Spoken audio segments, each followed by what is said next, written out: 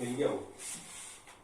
Dear students, आज हम applied physics अनुप्रयुक्त भौतिकी विषय में जो हमारी यूनिट है नंबर 9 एसी सर्किट, उसमें एक टॉपिक की बात कर रहे हैं और वह टॉपिक है प्रत्यावर्ती धारा परिपथ जिसमें केवल प्रतिरोध हो, अर्थात प्रतिरोध युक्त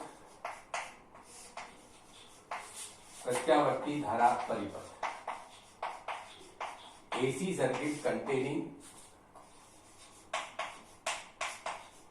प्योर रेजिस्टेंस, जिसमें केवल रेजिस्टेंस हो। एसी सर्किट कंटेनिंग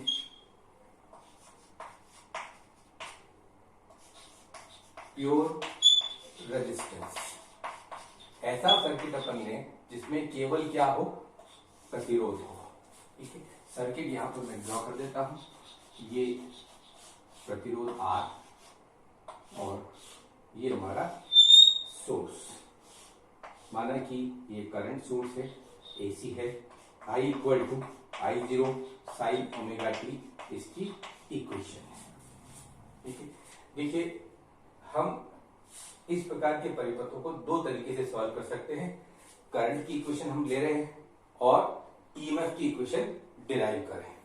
ठीक है, और दूसरा होता है कि अगर मैं ईएमएफ की इक्वेशन कंसीडर करूं, विद्युत वाहक बल की समीकरण यहां पर दूं, तो मैं धारा के समीकरण को व्युत्पन्न करूं। इस प्रकार से दो जो है अलग अलग केसेस कर सकते हैं, बट रिजल्ट जो है उसका सेम रहेगा।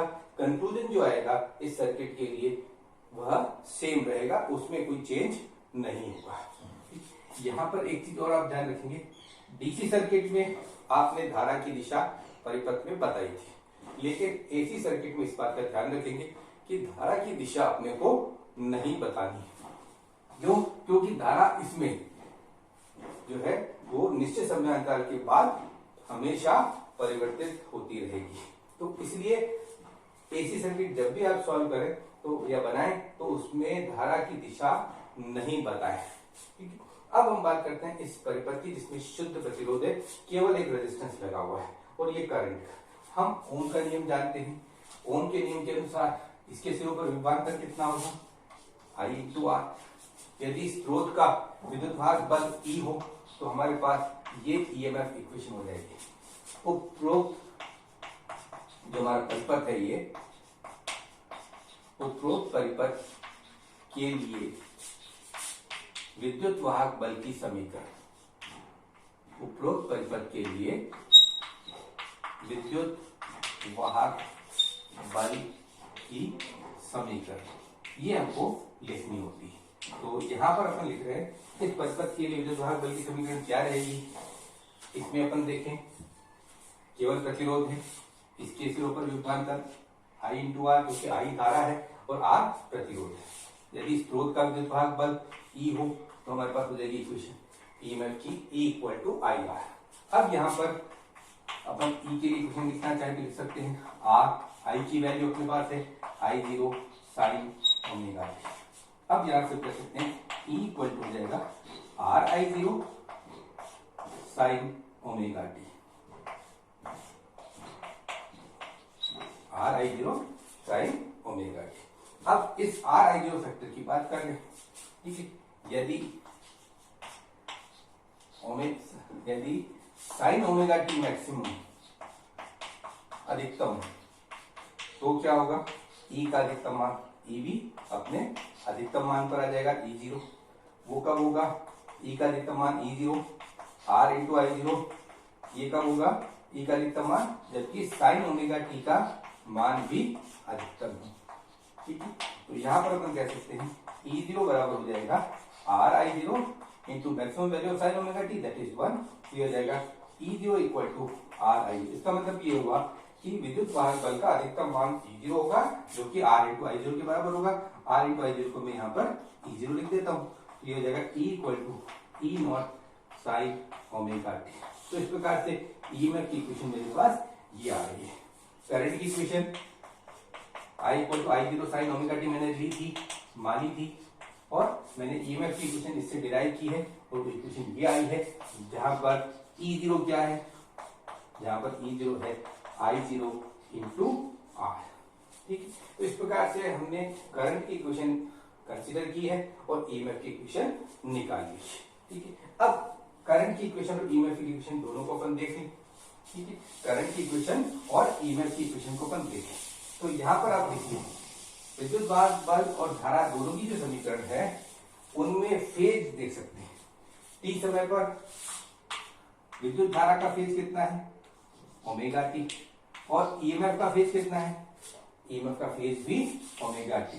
इसका मतलब ये हुआ कि किसी भी समय पर विद्युत धारा और विद्युत वाहक बल में फेज डिफरेंस कालांतर कितना होगा, शून्य। ठीक है, तो ये एक महत्वपूर्ण बिंदु होगा कि शुद्ध प्रतिरोध युक्त प्रत्यावर्ती धारा परिपथ में धारा और विद्युत वाहक बल के मध्य कालांतर फेज डिफरेंस शून्य होगा। ये कंक्लूजन यहां पर हम देखेंगे। शुद्ध प्रतिरोध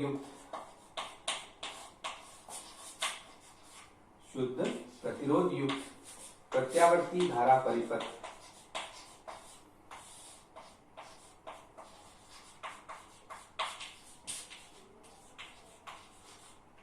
में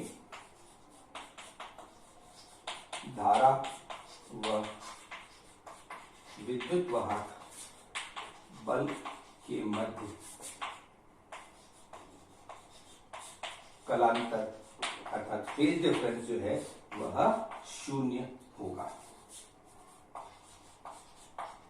ये महत्वपूर्ण निष्कर्ष यहां पर हम इस परिपथ के कंसेप्ट से निकाल सकते हैं। ठीक है, फेज डिफरेंस जीरो होने का मतलब या सेम फेज में होने का मतलब ये हुआ कि जिस समय पर धारा अधिकतम होगी उसी समय पर इस परिपथ में विद्युत वाहक बल भी अधिकतम होगा, और जिस समय धारा शून्य होगी उसी समय पर विद्युत वाहक बल भी शून्य होगा। ठीक, तो इसका मतलब ये होगा कि धारा और विद्युत वाहक बल समान कला में है, सेम फेज में है। ठीक, अब इसके बाद हम बात कर सकते हैं इसी परिपथ के लिए आई और टी ई और टी में ग्राफ। आई और टी में ग्राफ देखिए आप, इस अक्ष पर टी ले ली मैंने, इस अक्ष पर आई भी ले लेता हूं और ई भी ले लेता हूं। ठीक है, आई का जो इक्वेशन अपन ने ली है तो आई की इक्वेशन आपके पास ऑलरेडी है, तो उसके अनुसार तो ये ग्राफ आपका इस प्रकार का।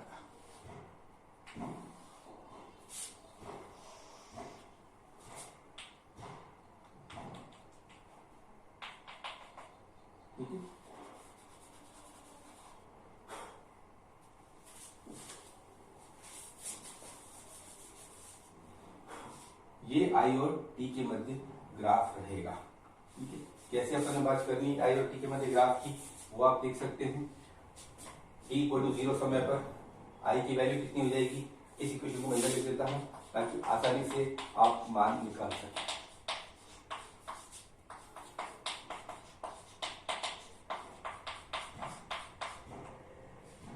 ठीक है, t equal to 0, I 0 sine 0 0 हो जाएगा, तो ये जाएगा आई इक्वल टू 0। ठीक है, t equal to t by 4, ये टी बाई 4 है। ठीक है, टी बाई 4 यहां पर रखेंगे तो ये आ जाएगा sine pi by 2, sine pi by 2 1 हो जाएगा, तो आई की वैल्यू हो जाएगी आई 0, ये अधिकतम मान है धारा का। ठीक है, इसको मैं यहाँ पर आई 0 से शो कर देता हूँ। ठीक है, फिर t equal to t by 2 रखेंगे तो ये आ जाएगा साइन पाई 0, आई की वैल्यू 0। इसी प्रकार से आगे आप देख सकते हैं यहाँ पर 3 पाई बाई 2 आ जाएगा, टी इक्वल टू 3 बाई 4 रखेंगे, 3 बाई 4 यहाँ रखते ही टी से टी कैंसिल होकर ये आ जाएगा 3 pi by 2 sine 3 pi by 2 -1, तो ये माइनस आई 0, और इसी प्रकार से यहाँ पर 0। तो ये समय के 0, T by 4, T by 2, 3 by 4 और कैपिटल। तो ये विद्युत धारा के लिए ग्राफ होगा। अब विद्युत वाहक बल के लिए ग्राफ की बात करें तो इसकी इक्वेशन भी इसी प्रकार की है। E equal to E0 sine omega t, अर्थात E0 साइन ओमेगा की जगह पर लिख देते हैं तो pi by capital T into small T. और ये ग्राफ जब आप ड्रॉ करेंगे तो क्योंकि नेचर सेम रहेगी, E0 ये अधिकतम मान यही परिवर्तन है, तो यहाँ पर मैंने डॉट से बनाना है ग्राफ।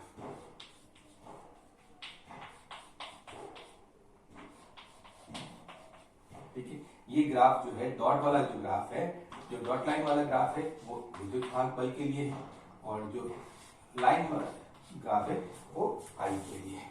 ठीक है, ये वैल्यू हो जाएगी E0 और E0 का मान I0 इंटू आर के बराबर है। ठीक, इस प्रकार से ये हम यहाँ पर ग्राफ देख सकते हैं। यहाँ वैल्यू लिख देता हूं T/4, T/2, 3T/4 और कैपिटल T। इस प्रकार से ये ग्राफ आप E और T तथा I और T में देख सकते हैं। ठीक है, अब रहता है फेजर डायग्राम। फेजर डायग्राम, तो फेजर डायग्राम भी हम यहाँ पर खींच सकते हैं। ठीक है, फेजर डायग्राम में इधर ड्रॉ कर देता हूं और ये ही कार्य आपको बाकी के परिपथ में भी करना होता है। ठीक है, इस अक्ष पर हमने ये x अक्ष, ये y अक्ष। ठीक है, धारा के लिए बात करें, ये I, ये एंगल ओमेगा टी, ये I के लिए वेक्टर है और यही क्योंकि दोनों सेम फेज में है, ये E के लिए, ये I के लिए और ये E के लिए। ठीक है, इसी अलग चली जाएंगी, ये E के लिए और ये वाला I के लिए था।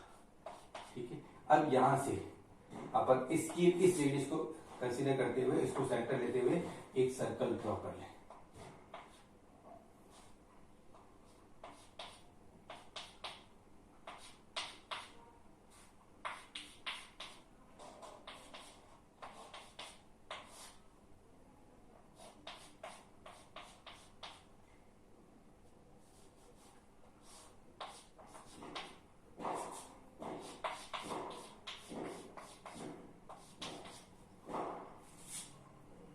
इस पर परपेंडिकुलर ड्रॉ करके इस पर ये आ जाएगा।